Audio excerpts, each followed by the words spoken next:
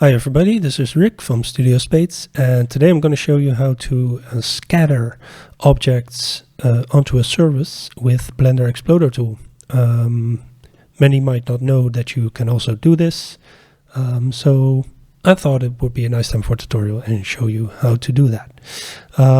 For this scene I'm using an empty scene, except for the fact that I've loaded 3 grass meshes with a simple texture, and that's it. Okay, so let's start with adding a Exploder tool, of course. And for housekeeping, let's add it to a collection named Exploder tool, or a BET. Alright, and let's hide all the stuff we don't need right now and just keep Exploder tool. Now, these 3 meshes of grass need to be in a collection as well, because Exploder tool works with collections.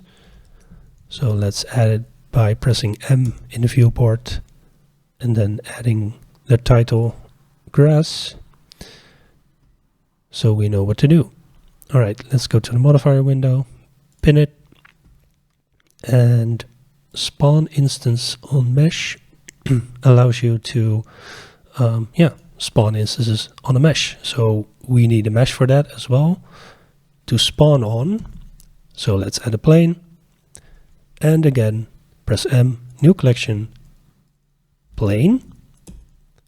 You don't the names don't matter, but let's name it like this so you can keep an eye on everything. Okay, so collection selector, go to this first layer and go to any of these layers and add the plane. This is the object that we're gonna scatter on. Close collection selector, and here in instance collection we need to do select the grass collection. So grass, and now we say let's spawn this on the instance. You could also spawn on the extrude levels, so from the extrude function. So if you extrude something in extrude layer 3, for example, you can spawn these grass meshes on that very specific part of the mesh.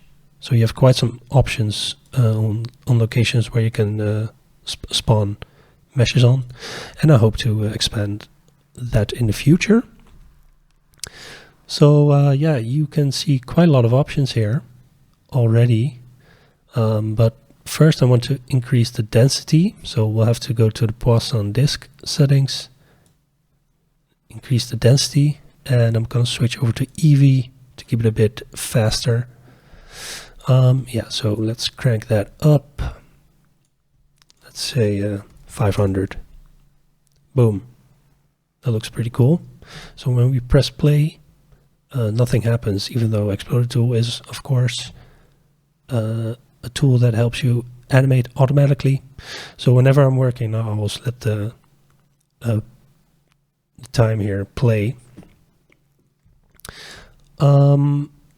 And I want to add some wind effect, so we could do that by adding a bit of rotation. So let's add some rotation here, and one of the modifiers is already enabled here by default. That's the loop modifier, but that's not really giving the effect I'm looking for, because the loop modifier it plays through and it will go from 0 to 1, whatever value we put in here. That gets played through by the timeline by using loop, but I don't want that effect. I want some noise. That will probably give me a more windy effect. It's not very obvious, so let's increase the rotation here a bit. Alright, that's better. So it uses a noise to multiply these values based on the playtime here. And that's how you can scatter objects on another object in Blender Exploder tool. We also have some further options here. You can increase or decrease the scale of the meshes. And of course, we can modify that as well. But grass doesn't really grow that fast over time. So if you would use noise, the scale of the grass is animated as well. Pretty cool effect, but this is not really realistic. I don't want to go for something realistic now. So let's put a random here, and the random modifier is very hectic, as you can see, but it randomizes the values. And again, Blender Explorer Tool is for easy animating. So by default, the random modifier is changing the seed based on the time. But I don't want that in this case. So let's go to the random modifier. We've picked the first one, so random 1. Go to random 1. And you can see that you can slow down the seed change. So let's put it to 0.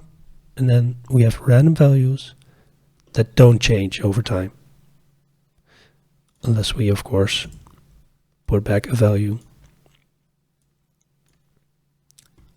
This slows it down.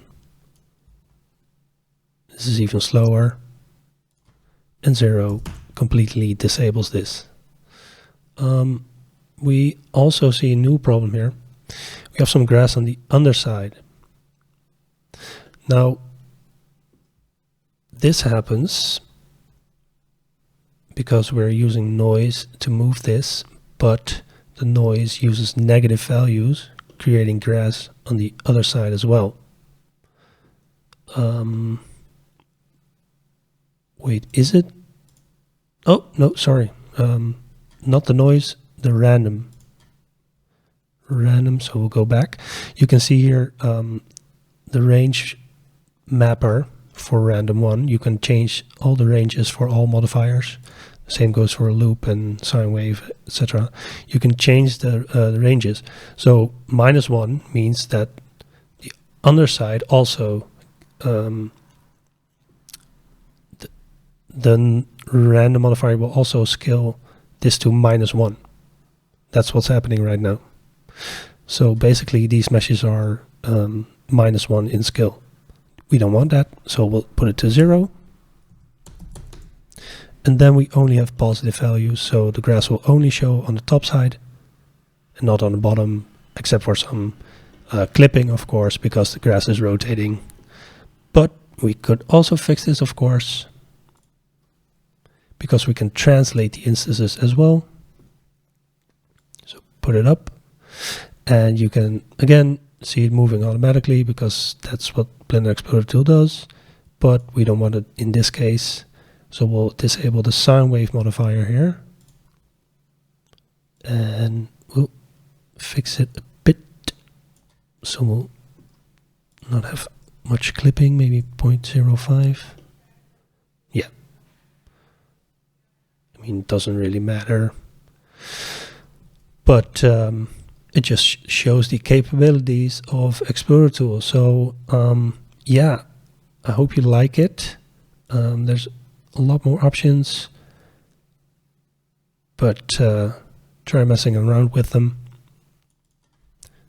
I think it's a very handy tool, and yeah, I just sold 200 units, so people seem to like it. Thank you for all the support, and I'll keep updating it with new functions, of course, and I hope you enjoy the spawn instance on mesh function. Take care.